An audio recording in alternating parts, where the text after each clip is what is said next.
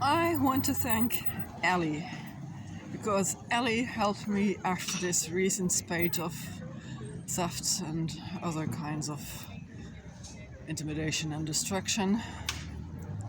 But that hasn't stopped yet. There was another one fairly recently, and I'm completely handicapped now.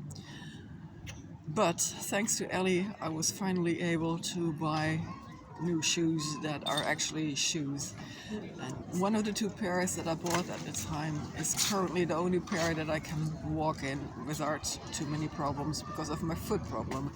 And no, that is not what I had before. I had a small friction thing because of new socks that I bought and because of my shoes being too small, because my feet have grown, because I've been walking around with such heavy loads for so long. Yes, my feet have grown. And that was under control. I was soaking that in salt water at least once a day. There wasn't a lesion. But after this torrent of hate, forcing me to do all sorts of things, and forcing me out of my spot where I'd been for a year, things have gotten out of hand, and this thing is a problem now. So Ellie, thank you very much. Ellie, I got to know in 1988 when she and I both became active in a national foundation and network for women in science and technology in the Netherlands, because that was still not done for women back then. Ambition was absolutely not done. Women were supposed to stay in the kitchen and smile and be nice, and that's still the case to a large degree. And when I came back from the States after our research, I say our, but it wasn't my fault. My advisor had gotten funding. He had always gotten his funding. All his proposals were always getting funded. And then all of a sudden his proposal wasn't getting funded, and it left me stranded. And because I don't come from an academic background, my parents had barely more than primary school, and I had to do everything on my own, find out everything on my own, get supported on my own, because there was no support, no family support, in all sorts of ways. I didn't know what I had to make sure. I assumed that funding for my entire research, my PhD, would be in place, and it wasn't. I just assumed that that was the case. When you get hired at a company, you normally assume that they can pay you. Yes, of course, companies can go broke too, but it doesn't happen that often, and if it happens, you have all sorts of compensation.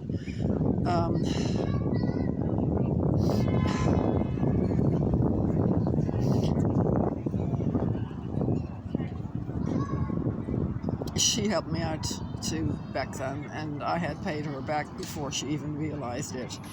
Yeti, who no longer is among us, that's one of my problems. A lot of people that I used to know have passed away, and some have just disappeared, moved far away and stuff, I don't know.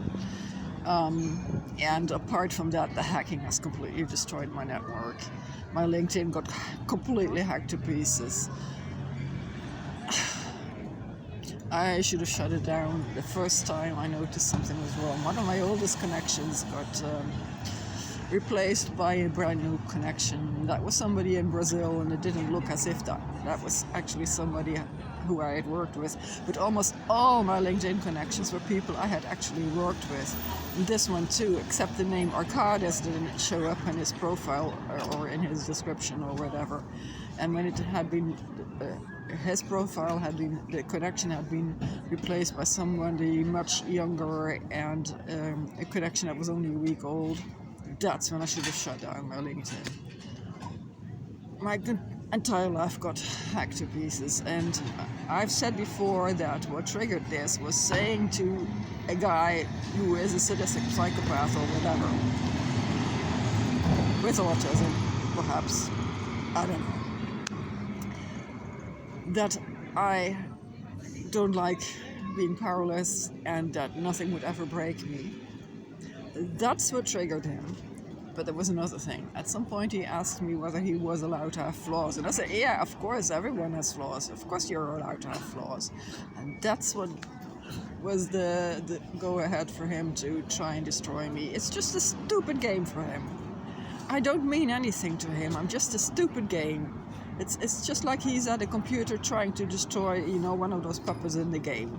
I'm not a person to him. I'm not a live human being. I'm just, but it's mixed. And this mixed thing makes me think that it's NPD that he has. And somebody else told me that she thought that he had malignant NPD. I don't know. I barely know the guy. I met him 3 times. I had 3 appointments with him. I last spoke with him nearly 18 years ago on 20 September 2008 at the Cellars at Eastney, because my saxophone had fallen off a chair and he happened to be playing there. He said, you can either come to my workshop or you can come to the gig if you happen to be there. And I happened to be there, and I really didn't want to go to his workshop any longer. So yeah. Can he help what he's doing? No, it's his brain structure.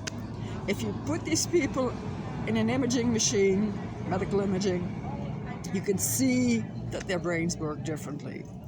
So it is very hard for me to blame this guy. And there's also, of course, the trauma bond thing.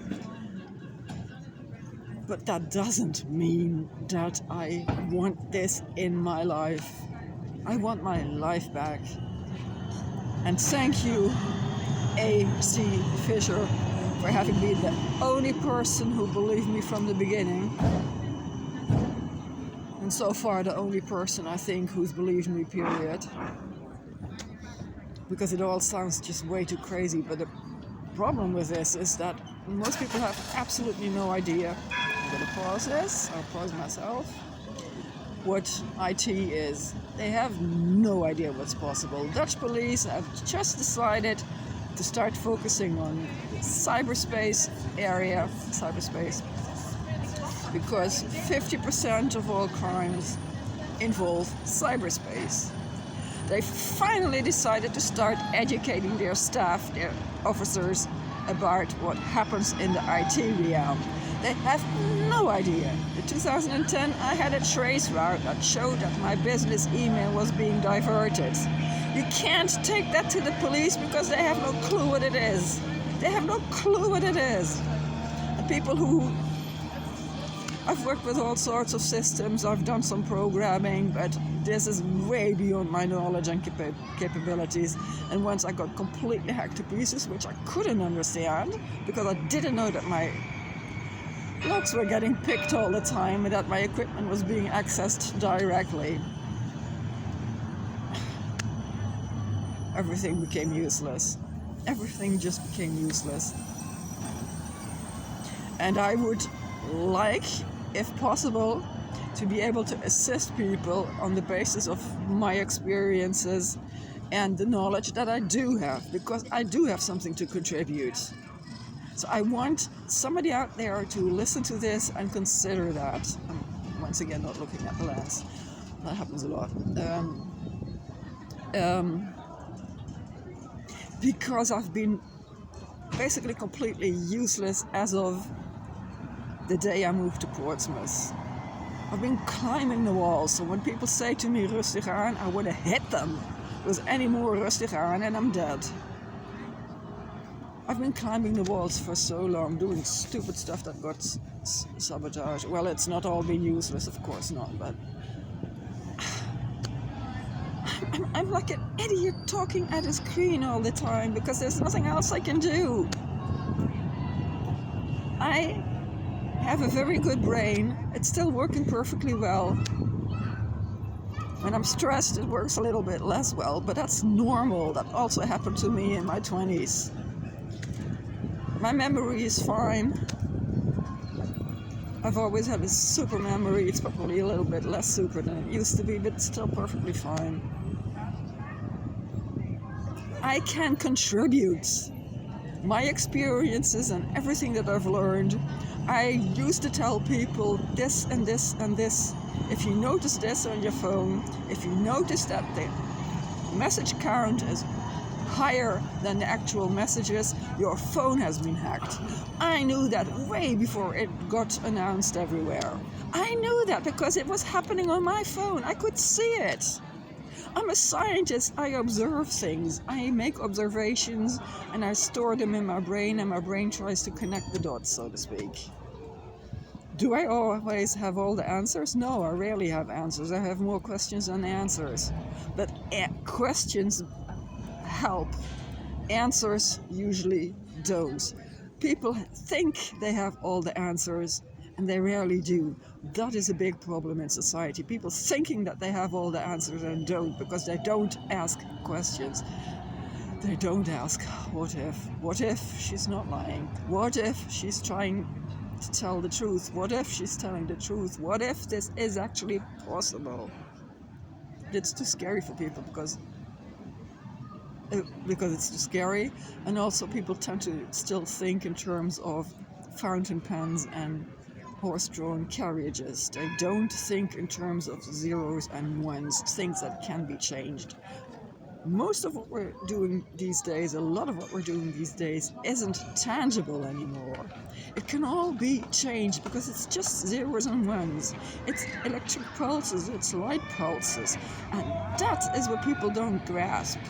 Many people. They still think in tangible terms. And that's not the world that we're still living in.